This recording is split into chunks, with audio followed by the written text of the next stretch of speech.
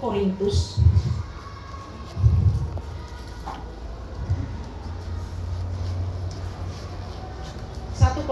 pasal yang ke-9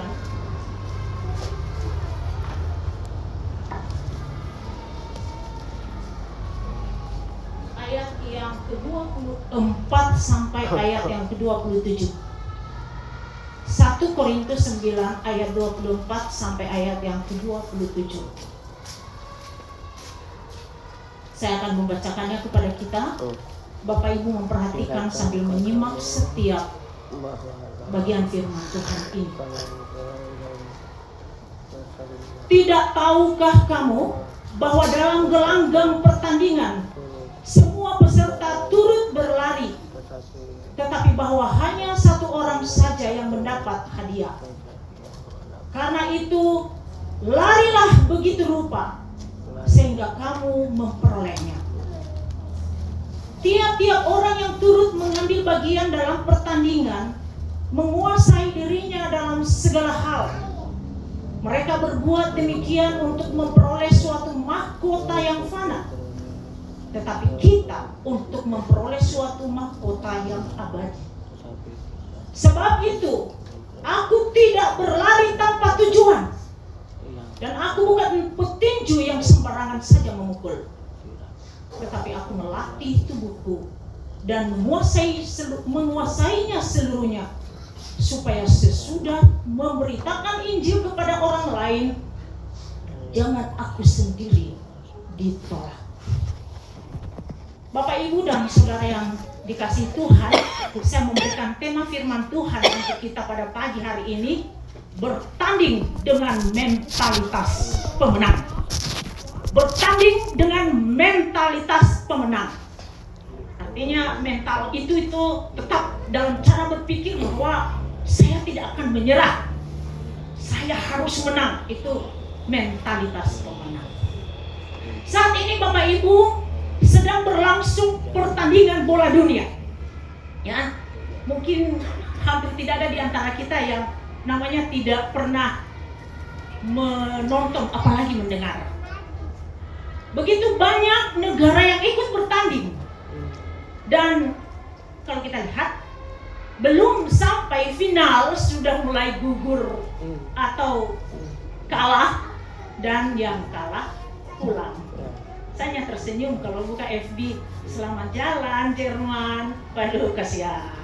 Selamat jalan Belanda, tetap semangat, ya tetap semangat. Ketika saya melihat kekalahan dan masih ada beberapa negara yang terus bertahan, saya berpikir begini Bapak Ibu, mungkin ada yang hanya sekedar ikut turnamen itu ya mumpung kita di provinsi kita menang, jadi kita maju di nasional kita menang dan kita maju di internasional. Jadi kalau sudah berpikir begitu, yang penting saja kita ikut atau merame-ramein aja. Ini sudah menunjukkan bahwa tidak punya mental menang. Kalau sudahlah tidak apa-apa, pulang. Atau juga ada yang dengan harapan yang begitu kuat harus pulang dengan Piala Dunia.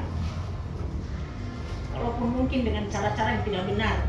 Bapak Ibu, saya gregetan kalau sesekali saya ikutan menonton. Kenapa kamu korek kakinya dan kemudian jatuh? Iya kan? Akhirnya kalau sudah begitu cara mainnya, saya bilang, saya mau pergi tidur. Saya malas menonton. Main saja, tidak usah gait-gait kakinya sampai dia jatuh. Hanya untuk mau memenangkan bola. Bapak Ibu yang Tuhan Yesus kasihi, kehidupan kekristenan diibaratkan oleh Rasul Paulus di dalam surat Korintus yang barusan kita baca ini, bahwa orang Kristen diibaratkan ada dalam sebuah perlombaan atau pertandingan. Paulus menggunakan gambaran pertandingan ini karena Paulus sangat memahami menghadapi budaya di Korintus yang sangat dekat dengan pertandingan atletik. 2 kali setahun diadakan pesta olahraga Isthmia pada masa itu, pada waktu Rasul Paulus masih hidup. Pesta olahraga Isthmia ini atau Isthmian Games adalah festival kompetisi atletik dan musik Yunani kuno yang diadakan setiap 2 tahun sekali di Tanah Genting Korintus. Untuk apa? Karena hanya untuk mendapatkan kemenangan, Bapak Ibu. Bukan hanya untuk sebuah perayaan rame-rame, tetapi ini untuk menghormati Poseidon, yaitu dewa laut sekaligus pelindung kota Korintus. Ya, jadi ternyata apa yang mereka buat itu sama sekali tidak ada hubungannya dengan Tuhan. Saya senang kalau ada pemain di lapangan, ketika dia tendang bola langsung dia sujud dan berdoa. Apalagi kalau itu orang percaya, orang Kristen.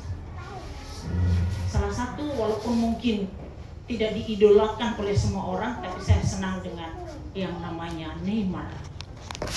Itu di kepalanya itu kalau Bapak Ibu, setelah saya cek, dari kecilnya selalu dia ikat kepalanya dan dia tulis di situ 100% Jesus. Wih, hebat sekali. Sampai sekarang ikat kepala itu selalu dia ikat. Sampai di YouTube dikatakan bahwa Neymar ini sangat ekstrim dengan keyakinannya 100% Jesus. Itu dia ikat. Itu salah satu khas Neymar. Saya tidak berkeras supaya dia menang karena itu semua kehendak Tuhan. Ya, tapi saya mengapresiasi akan keberaniannya untuk menyatakan diri sebagai orang Kristen.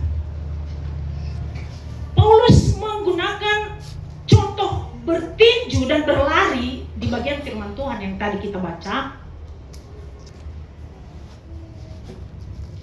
karena itu yang begitu nampak sekali di dalam perlombaan, pertandingan dalam kehidupan kekristenan, yaitu mengejar dan mengalahkan. Ya, berlari itu mengejar dan tinju itu mengalahkan dengan pukulan. Apa maksud Paulus menggunakan perumpamaan ini, Bapak Ibu?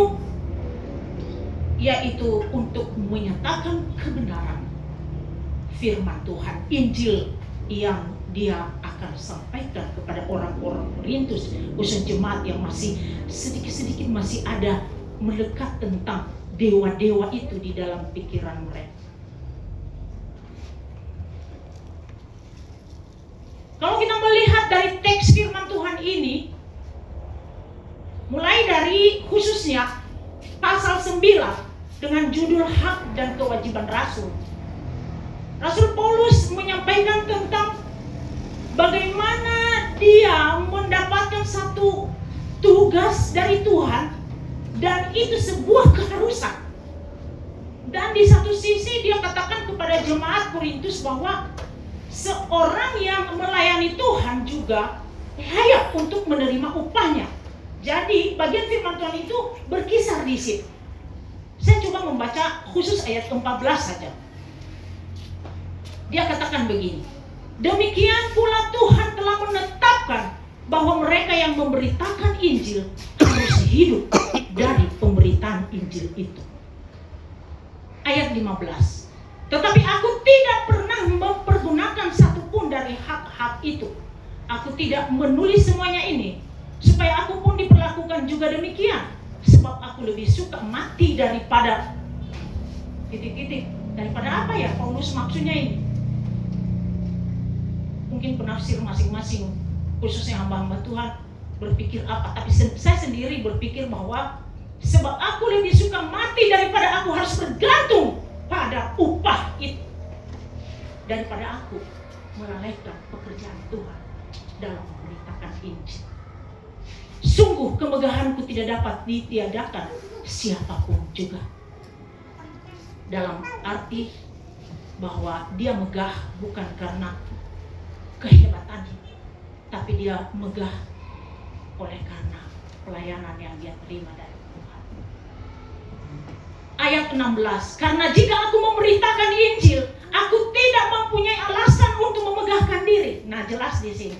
Dia tahu bahwa sedikit pun tidak ada satu kemegahan pada dirinya dalam pelayanan itu. Tapi kemegahannya, dia bisa dilayakkan Tuhan untuk melayani dia. Sebab itu adalah keharusan bagiku.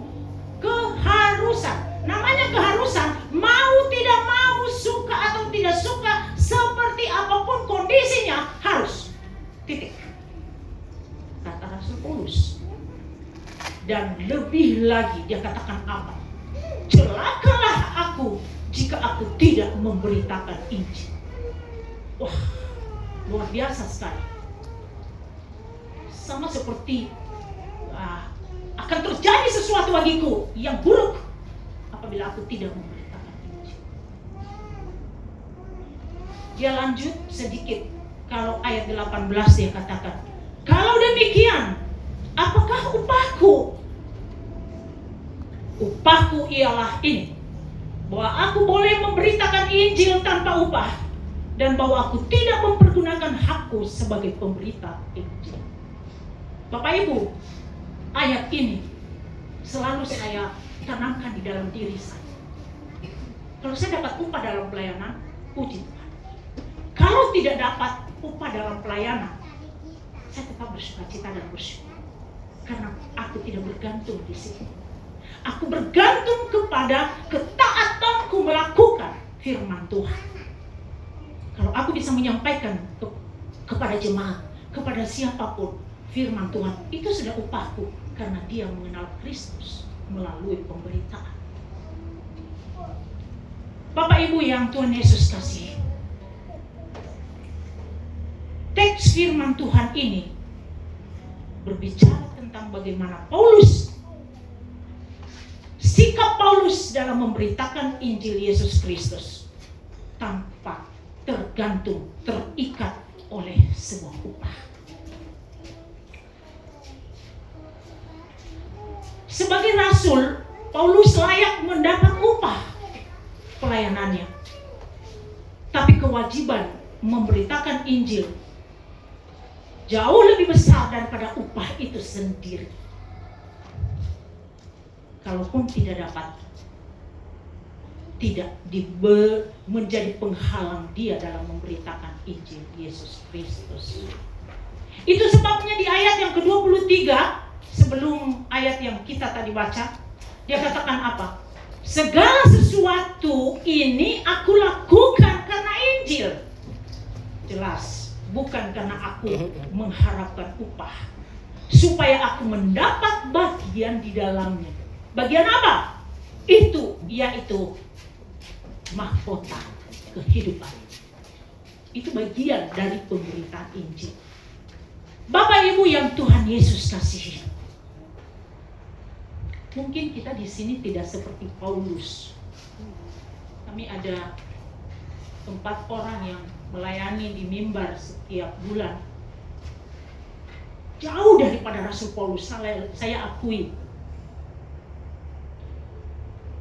Tetapi tidak berbeda kita dengan Rasul Paulus. Rasul Paulus bukan hanya dirinya yang pergi memberitakan Injil, tapi hidupnya pun. Dan kita pun demikian. Hidup kita menyatakan Injil itu. Hidup kita menyatakan Kristus di setiap saat. Amin. Itu. Nah, oleh sebab itu, tentang iman kepada Yesus Kristus itu sangat menentukan akan hidup kita menyatakan Injil Yesus Kristus ini. Apakah kita seperti pemain bola yang hanya ikutan dan meremehkan, atau sudah punya tekad bahwa aku terpilih untuk menjadi pemain bola unggulan dan aku harus bisa membawa Piala Dunia, dan paling tidak aku ada di dalam hitungan final Nah,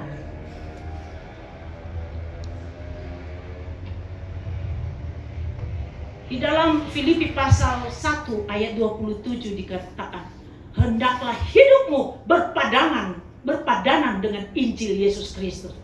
Itu menyatakan bahwa hidup itu tidak bisa lepas seperti tulang dan daging, kulit dan daging. Bahwa Injil Yesus Kristus itu berpadanan dengan hidup kita. Amin. Jadi orang melihat hidup kita, sekaligus dia melihat Injil, sekaligus dia melihat Kristus. Ya? Karena Injil itu sendiri adalah artinya kabar baik. Amin. Jadi kehidupan kekristenan adalah sebuah perjuangan. Sama seperti mereka yang bertanding, berjuang, berlari untuk mengejar bola dan menendang supaya bisa masuk gawang. Dengan maksud meraih kemenangan. Ya, kayak nanti Rasul Paulus katakan, aku tidak berlari tanpa tujuan. Berlari saja. Kalau ada orang pemain bola kaki itu lari di lapangan tanpa ada pernah gol, waduh capek lah juga itu. Dari bagian firman Tuhan yang kita baca ini ada beberapa poin penting untuk meraih kemenangan di dalam perlombaan hidup ini, dalam pertandingan, dalam perjuangan kita selama kita hidup di dunia ini untuk mendapat bagian yang disediakan Tuhan. Yang pertama,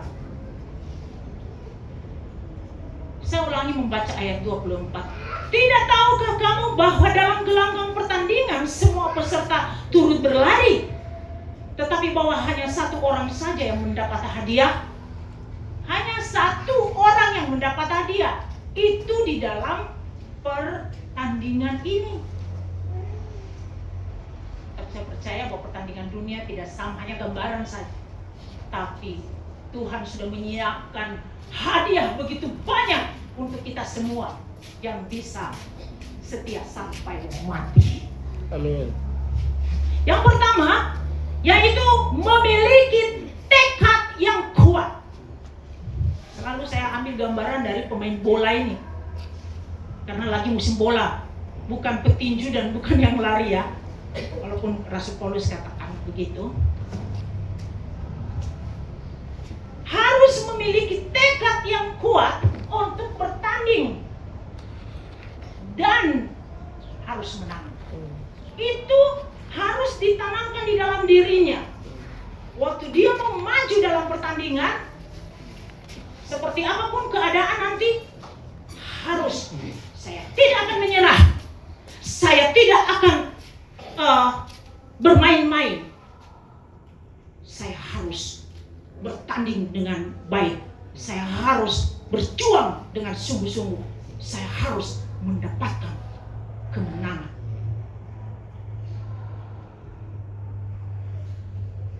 Hidup kita di dunia ini adalah hidup yang menyatakan Kristus, yang tadi saya katakan, yaitu Kristus yang menyelamatkan kita.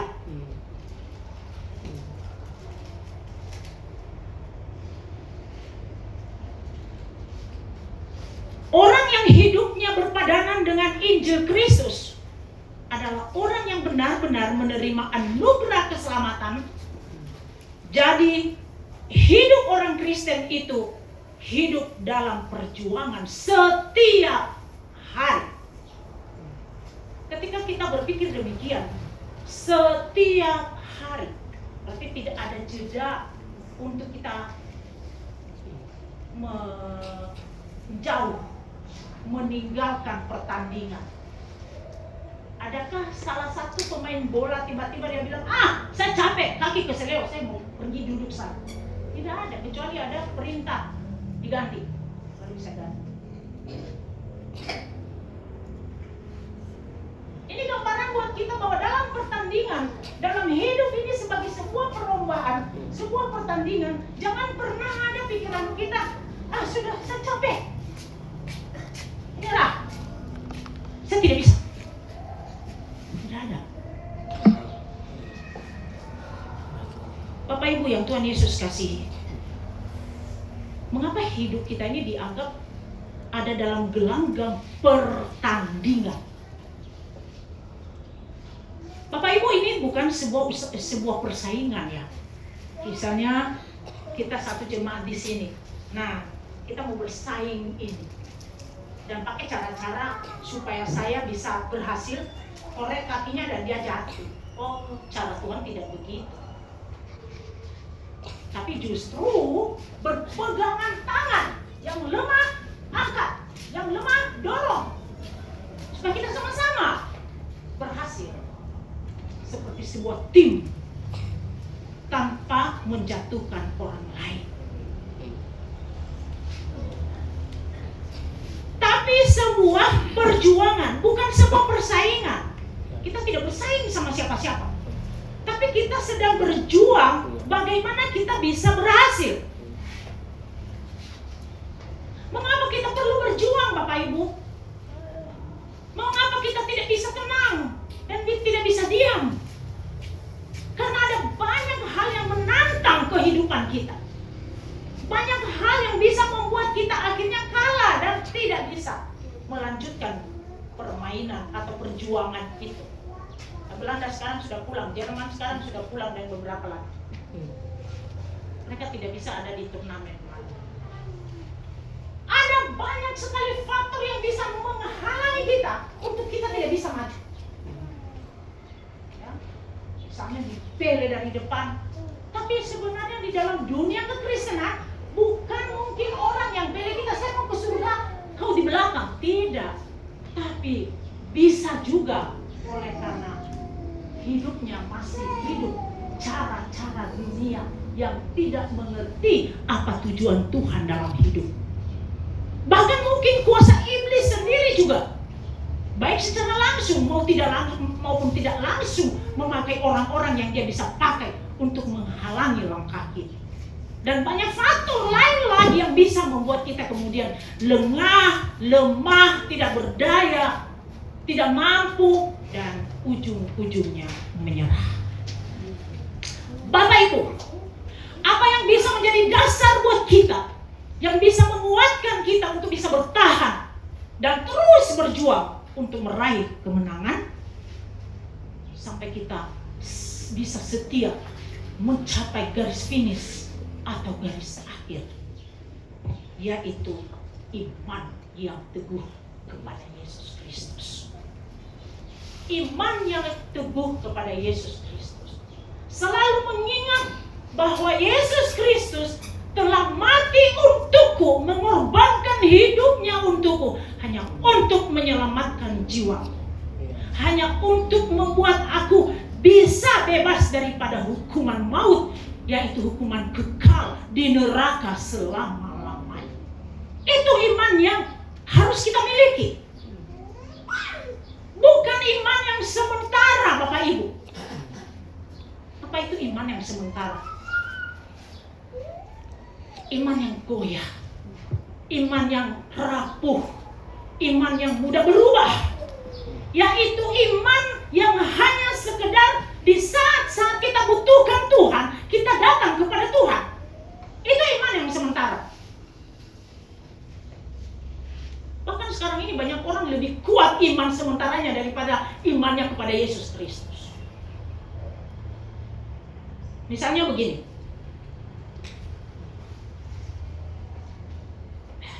pada waktu dia sakit, kencang berdoa minta ampun, cium-cium kaki Tuhan, tolong Tuhan, tolong Tuhan. Itu iman. Tapi tidak salah Bapak Ibu. Tapi itu iman sementara, iman yang goyah. Kenapa? Apabila Tuhan tidak menjawab, bisa kecewa, bisa berubah. Saya tidak mau lagi. Bukankah banyak orang begitu? Sampai tinggalkan agama. Ada banyak orang yang sekarang ini otaknya sudah miring-miring, saya tidak mau sebut namanya, karena kekecewaan kepada Tuhan, keluar dari kekristenan. Itu iman yang sementara. Ketika kekurangan sampai kita menangis darah, Tuhan tolong, Tuhan tolong. Ketika Tuhan tolong, saat itu juga kita lupa dia. Kita mulai berkelimpahan. Berkat sana sini muncul. Tidak usah ke gereja, tidur saja. Nanti kalau sudah kekurangan lagi baru datang sama Tuhan lagi. Ketika ada masalah apapun, iman kita di situ itu hebat sekali. Tidak salah Bapak Ibu, tapi sifatnya itu iman sementara. Iman itu akan mengikuti ketika kita memiliki iman yang sungguh-sungguh kepada Tuhan. Tuhan itu yang kita imani, bukan pertolongannya. Bapak Ibu bisa bayangkan, kalau kita punya anak kita itu hanya datang kepada kita untuk meminta sesuatu. Kira-kira Bapak Ibu berpikir lain tidak? Ini tinggal datang minta uang, tinggal datang minta ini minta itu. Kau duduk sedikit dengan saya kah, dan kamu tahu apa isi hati saya. Dulu ada satu ibu di Bandung dan oma, dan sekarang rumahnya itu yang sudah kami beli, saudara kami beli, dan setiap kali kami ke Bandung kami tinggal di situ. Anak-anaknya super sibuk dan sampai tidak mengurus mamanya ini. Dan kemudian mereka bilang sama dia, kami mau kasih di rumah jompo. Ada rumah jompo yang asrama yang biasa dirawat orang-orang lansia. Dia tidak mau. Dia meronta, dia tidak mau. Dia bilang, sudah, kalau kamu tidak mau jaga saya, kau jangan kasih saya di rumah jompo. Saya tidak tahu apa traumanya di rumah jompo. Tapi ini menunjukkan bahwa sebenarnya hatinya ingin mendapatkan kasih sayang dari anak-anaknya. Anak-anaknya yang sudah menjadi besar, sudah berhasil menjadi orang hebat karena orang tua ini. Sekarang orang tua ini ditinggal sendiri. Adik saya yang sekarang ada di Amerika, pas dia waktu itu ada di Bandung, itu yang setiap hari datang untuk menemani dia. Sampai akhirnya rumah itu dia tidak mau jual kepada siapapun. Kalau seseorang hanya datang kepada Tuhan, hanya mau minta pertolongan di saat membutuhkan, sakit, kekurangan, dan lain sebagainya. Seorang dosen saya dulu di sekolah teologi, dia bilang begini, itu karakter pengemis. Saya kaget juga waktu dia ngomong begitu. Itu karakter pengemis. Salahkah kita mau menjadi pengemis kepada Tuhan? Tidak. Tuhan tidak mau menjadi anaknya menjadi seperti pengemis.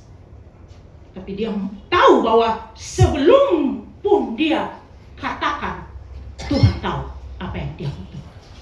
Itu sebabnya di dalam 2 Korintus 2 ayat 9 dia katakan, apa yang tidak pernah timbul di dalam hati, yang tidak pernah didengar oleh telinga, yang tidak pernah dilihat oleh mata, disediakan Tuhan bagi mereka yang mengasihi dia sesuai dengan kehendak Tuhan, rencana Tuhan. Wah, luar biasa. Dan saya tidak menyaksikan orang lain, Bapak Ibu.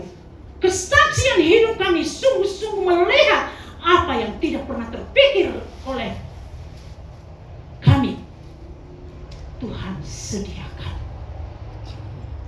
Apakah kita mau belajar beriman seperti itu? Matius pasal 6 ayat 33. Carilah dahulu kerajaan Allah dan kebenarannya, maka semuanya akan ditambahkan kepadamu. Fokusnya sama Tuhan Yesus sebagai Tuhan dan Juru Selamat. Beriman kepada Dia bukan iman yang sementara, bukan iman yang mudah rapuh, mudah goyah. Kalau Tuhan tidak jawab, baru kita mulai marah Tuhan. Memangnya kenapa? Tuhan bilang begitu tuh, marah memangnya kenapa? Apa urusanmu kalau saya tidak mau jawab kamu? Beberapa hari lalu saya kesaksian, ada ibu yang mengeluh dengan kekeringan. Tapi seorang kemudian bilang dia, ibu sudah berdoa belum? Oh tidak. Dan bagaimana Tuhan mau jawab? Berdoa. Mengeluh, kenapa ya? Hidup ini kenapa ya hidup ini? Saya tidak pernah berdoa, Tuhan, ini saya hidup nih harusnya begitu. Bapak Ibu yang Tuhan Yesus kasih, kembali kita melihat bahwa iman kepada Kristus akan memampukan kita untuk bertahan menghadapi setiap tantangan dalam perlombaan hidup ini, dalam pertandingan iman, dalam pertandingan untuk memenangkan, untuk meraih kemenangan. Kalau kita hanya mengandalkan Yesus hanya untuk hal-hal yang sementara, kita akan berubah setia. Ya, tidak sedikit orang sekarang ini bisa menjual Yesusnya hanya untuk popularitas, hanya untuk perempuan atau laki-laki. Ada orangnya satu yang kami benar-benar berdoa untuk dia. Dia sudah pergi pakai tudung kepala hanya karena laki-laki, hanya karena kebutuhan hidup. Bisa. Kalau kita mau bertanya, apakah Tuhan tidak bisa memberi? Hanya kadang-kadang kita tidak mau tunggu waktunya Tuhan. Karena waktu Tuhan itu berbeda dengan waktu kita. Tetapi ketika kita mengandalkan Yesus sebagai pemberi hidup kekal, maka kita akan tetap kuat untuk bertahan dan tetap kuat menghadapi setiap tantangan hidup. Bapak Ibu ingat tentang Sadrah, Mesak, dan Abednego? Ada satu kalimat yang dia katakan, sekalipun tidak Tuhan tidak melepaskan kami tidak akan menyembah patung itu. Dengan kata lain, sekalipun Tuhan kami tidak melepaskan kami akan tetap setia menyembah. Sekalipun sakitku tidak sembuh, aku akan tetap setia kepada Tuhan. Karena keselamatan hidupku jauh lebih besar daripada apa yang ada di dunia ini. Itu sebabnya Rasul Paulus katakan, semua kemegahannya, semua harta miliknya, semua apa yang dimilikinya, dianggapnya sampah, bahkan satu kerugian. Nah, bagaimana kita sebaliknya? Sampai kita mau mengabaikan Tuhan dan meninggalkan Tuhan untuk mencapai itu yang sudah dianggap rugi dan sampah oleh Rasul Paulus. Kita tidak bisa belajar dari seorang Rasul Paulus, dan lebih-lebih kita mau belajar dari kehidupan Yesus yang datang bukan untuk mencari kesenangan. Statusnya sebagai Allah, surga yang mulia, jauh lebih dari apa yang dia ciptakan di dunia ini. Sehingga ketika dia datang ke dunia ini bukan memilih untuk senang, tapi justru penderitaan. Berapa waktu yang lalu saya sharing dengan adik saya, kenapa Yesus tidak bisa turun dari salib? Bisakah dia turun? Bapak Ibu, bisakah turun Yesus dari salib? Sangat bisa. Tapi kenapa dia bertahan dan tidak bisa turun sekalipun dicemooh, dimaki, dipukul, dihapus? Karena saya dan saudara ini, dia lihat, saya tidak boleh turun. Rencana Allah tidak boleh gagal. Itu, kalau kita tetap renungkan itu Bapak Ibu, seakan-akan dunia ini tidak ada gunanya lagi. Seakan-akan apa yang ada di dunia ini tidak ada artinya lagi. Karena pengorbanan Kristus itu terlalu mahal. Dia bertahan di atas kayu salib lebih kurang 3 jam Bapak Ibu, hanya untuk saya dan Bapak Ibu yang ada di sini, supaya kita tetap selamat, supaya kita tidak binasa.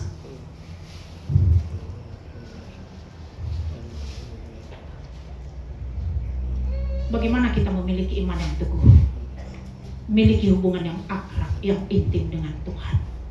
Jangan abaikan persekutuan pribadi dengan Tuhan. Saya sehaus-hausnya mau minum kopi pagi hari, tidak bisa sebelum saya selesaikan doa, baca firman Tuhan. Karena itu yang akan menguatkan, bukan kopi yang saya mau minum 1 gelas itu yang menguatkan. Bangun hubungan yang intim dengan Tuhan. Rasakan kehadirannya di saat kita membaca dan merenungkan firman Tuhan. Di situ kita kuat. Mazmur pasal 1 ayat 2 dan 3. Orang yang membaca dan merenungkan firman Tuhan siang dan malam, dia sama seperti pohon yang ditanam di tepi aliran air. Akarnya terus merambat dan sekalipun Sekalipun nanti ada angin mengguncang dia tidak akan tumbang. Bahkan tidak pernah layu daunnya. Dia bahkan berhasil dalam hidupnya. Nah, kembali lagi, tidak perlu kita terlalu mengemis, menangis darah dengan apa yang kita butuhkan dari Tuhan. Sekarang bersyukur saja sama Tuhan. Yang mulai belajar sekarang, apa yang terjadi itu bukan langsung saya bilang, Tuhan tolong saya, Tuhan tolong Tuhan. Saya bersyukur Tuhan, terima kasih Tuhan. Aku percaya Engkau ada di sini dan Engkau tahu apa yang sedang terjadi.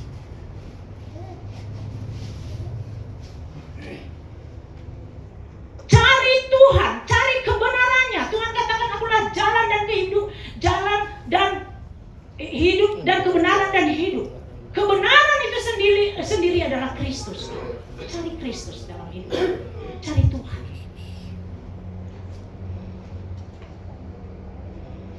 Kenallah pribadinya.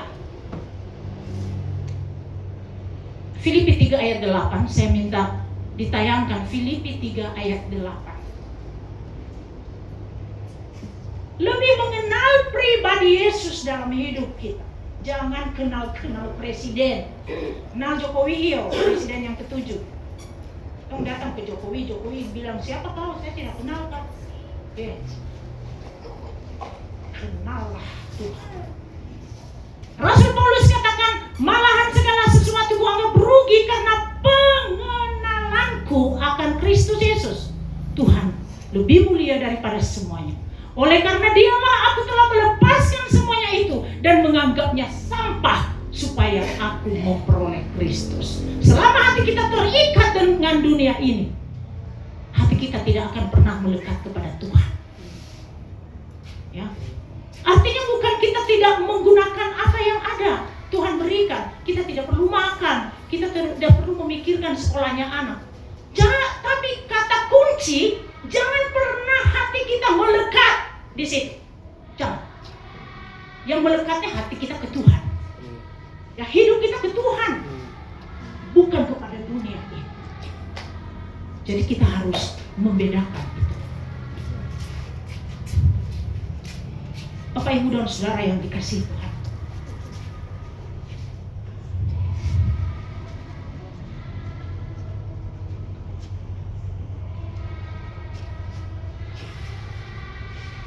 Kristus lebih mulia daripada segala-galanya. Apapun pencapaian kita di dunia ini, apapun yang kita bisa miliki semua di dunia ini, Kristus lebih mulia daripada semua itu, karena Ia adalah pemberi hidup kekal. Semua yang kita miliki di dunia ini akan sementara, akan kita tinggalkan. Tetapi pemberi hidup kekal itu yang akan menyempurnakan segalanya di dalam hidup kita. Anak saya di rumah kadang bilang begini, setiap kali mama dengar, dia sudah meninggal, jawabnya apa? Kasihan. Mama stop bilang kasihan. Saya bilang, kenapa? Justru ketika dia mati, dia bertemu dengan Kristus. Kecuali kalau dia mati dalam dosa. Nah, itu memang kasihan. Tapi kalau kita tahu bahwa dia mati sebagai orang yang percaya Tuhan, jangan bilang kasihan. Puji Tuhan, dia sudah bertemu Tuhan.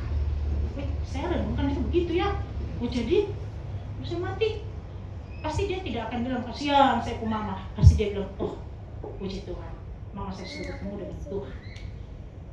Jadi orang percaya tidak akan pernah takut mati. Amin. Amin.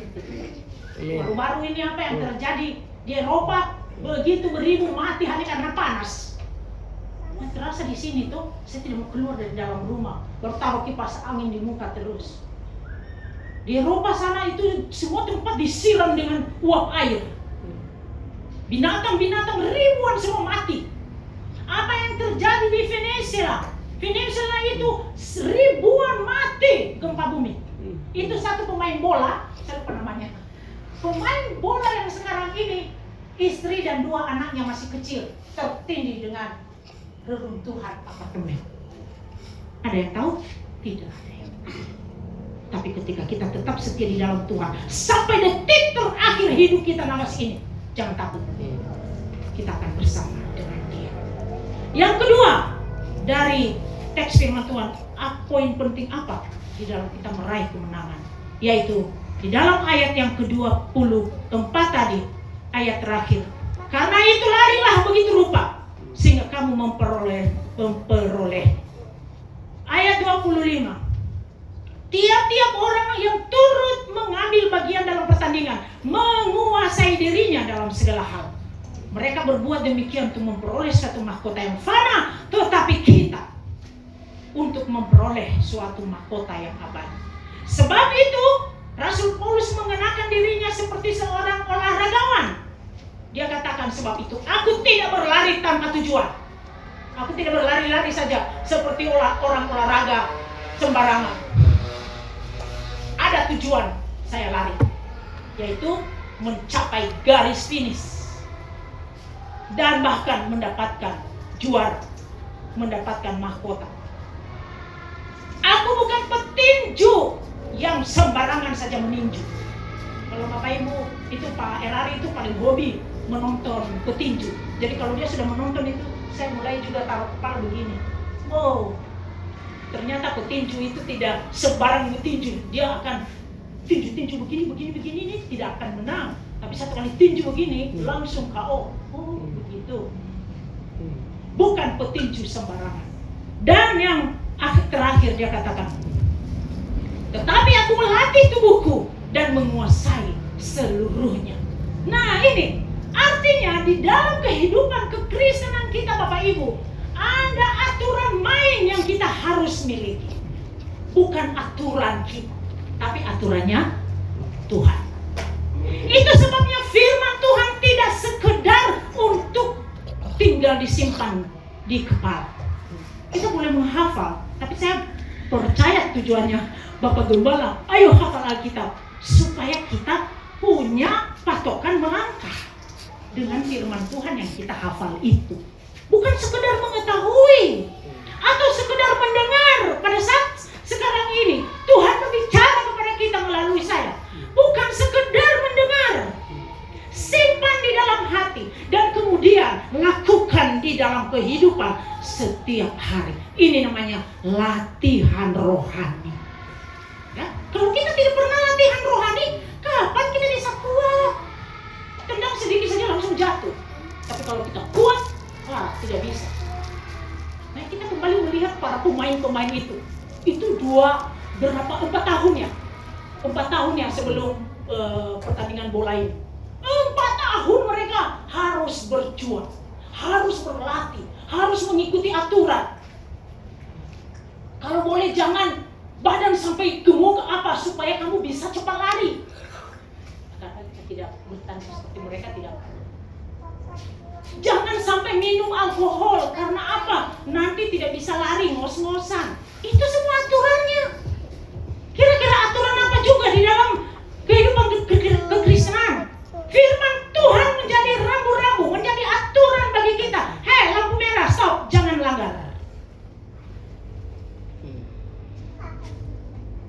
Ada banyak hal yang membuat kita jatuh tadi Bapak Ibu sehingga kita tidak mencapai garis finish.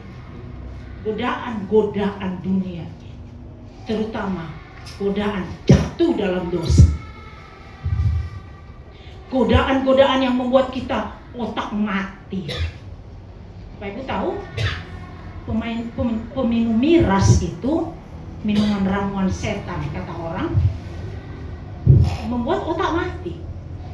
Satu kali dulu di pengadilan baru ada satu bapak, saya malu sendiri karena bapak itu ternyata pejabat. Pejabat itu anggota DPR. Hah? Dia ada di got. Kenapa mabuk? Lupa diri bahwa dia adalah panutan masyarakat. Lupa diri dia adalah wanita-wanitanya Tuhan. Lupa diri bahwa dia adalah jagoannya Tuhan. Karena itu jemaat Pedris jangan pernah bilang coba-coba aja. Kita adalah petanding di lapangan bagi Tuhan. Amin. Kita harus menang. Ya. Amin. Jangan lengah, jangan lemah, jangan menyerah. Hidup kita adalah sebuah perjuangan. Ingat, Kita perlu mengikuti aturan firman Tuhan. Kita harus menghidupinya di dalam hidup kita sebagai latihan rohani. Setiap ada godaan-godaan yang membuat kita lemah, jatuh lagi, yang membuat kita tidak berdaya. Kalau sudah diingatkan oleh Roh Kudus di dalam hati, harus sekarang ini berani katakan tidak. Harus berani. Ada satu orang yang terus jatuh di dalam dosa seksual, pernah kami layani. Saya cari titik kelemahannya. Saya bilang dia, kapan setiap kali kau kemudian jatuh dalam dosa?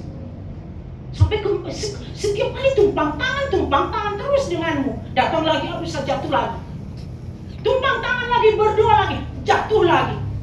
Saya cari titik lemahnya.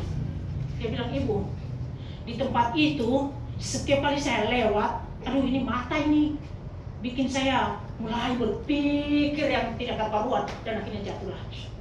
Saya bilang, mulai hari ini kau tidak lewat itu. Jangan lewat itu lagi. Ada jalan lain tidak? Ada. Jangan. Orang yang masih melihat film porno dan lain sebagainya di HP yang bisa bikin jatuh dalam dosa, stop, katakan tidak, setan kamu. Nah, ekstrimnya begitu. Di mana titik lemah kita? Temukan. Bapak Ibu, temukan titik lemahmu di saat kamu jatuh. Saya tidak akan jatuh dalam lubang yang sama. Saya harus mengatakan tidak untuk setiap hal yang akan mencelakakan saya. Karena itulah yang menyenangkan hati Tuhan buat kita.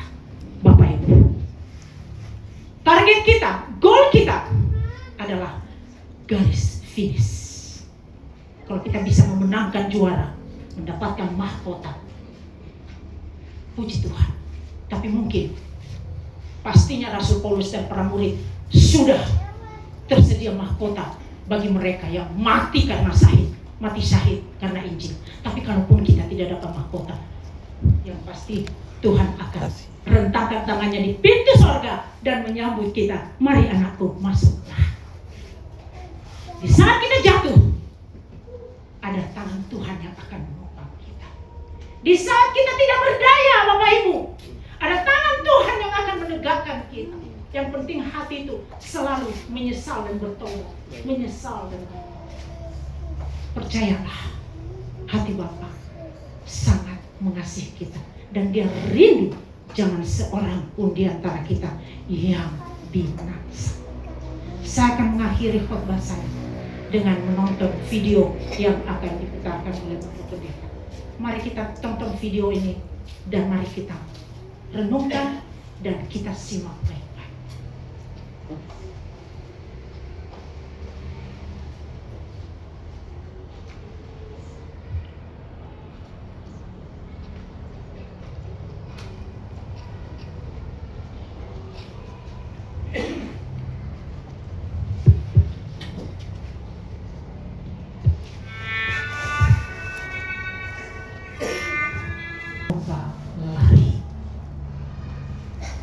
Bukan lari 100 meter, tetapi lari maraton. Derek Redmond merupakan atlet dari Inggris yang ikut dalam perlombaan lari. Ini dia.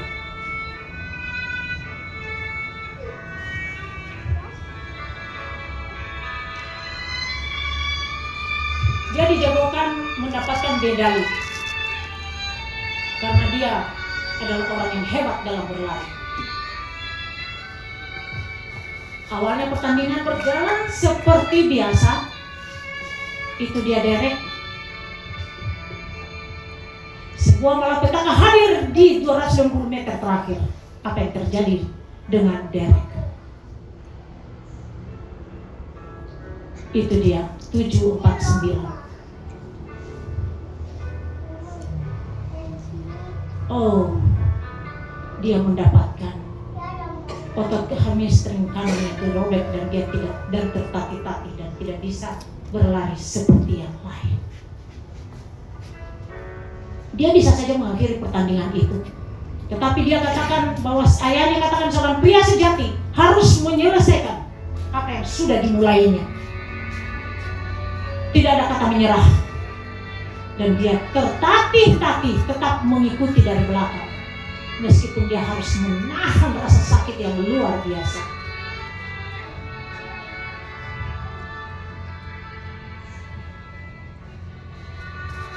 Seorang dari pinggir lapangan tiba-tiba berlari dan ingin menolongnya. Tapi dilarang oleh para pihak pengawas. Tapi ternyata diloloskan karena dia adalah ayah dari Derek. Apa yang dilakukan oleh ayahnya? Dia menolong anaknya, terus berlari, bukan menyuruhnya berhenti. Dia menghampiri dan memeluknya. Dia tidak mau, dia mau berjuang sendiri. Tapi tetap bapaknya mau menolongnya. Kamu tidak harus melakukan ini, nak, kata ayahnya. Tidak, ayah, aku harus menyelesaikan pertandingan. Aku harus menyelesaikan pertandingan. Dan dia katakan, mari kita selesaikan bersama-sama, anakku. Itulah yang membuat dia sedih dan bersyukur punya ayah yang ada di saat dia jatuh. Dan akhirnya mereka mencapai garis akhir.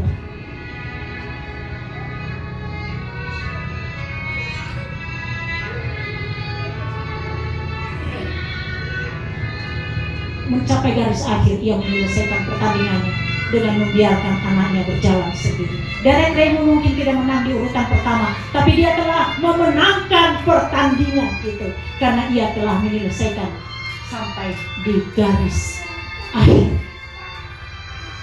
Di balik rasa sakit ada air mata, Derek masih berusaha sekuat tenaga menyelesaikan apa yang sudah dimulainya.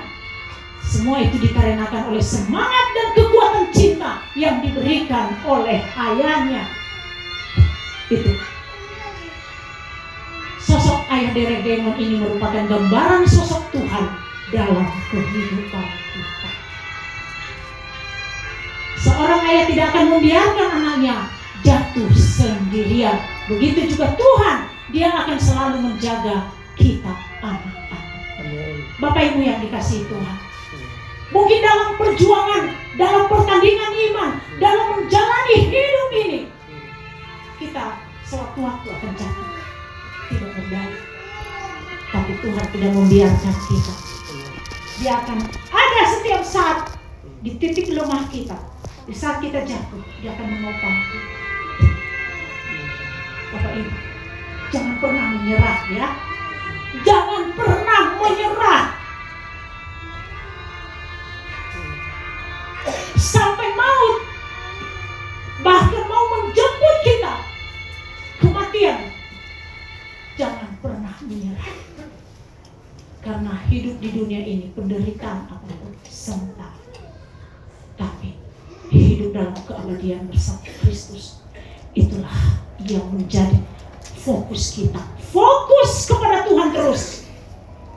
Jangan pernah beralih kepada hal-hal yang membuat kita jatuh dan tidak berdaya. Amin. Tuhan Yesus memberkati kita. Mari tunduk kepada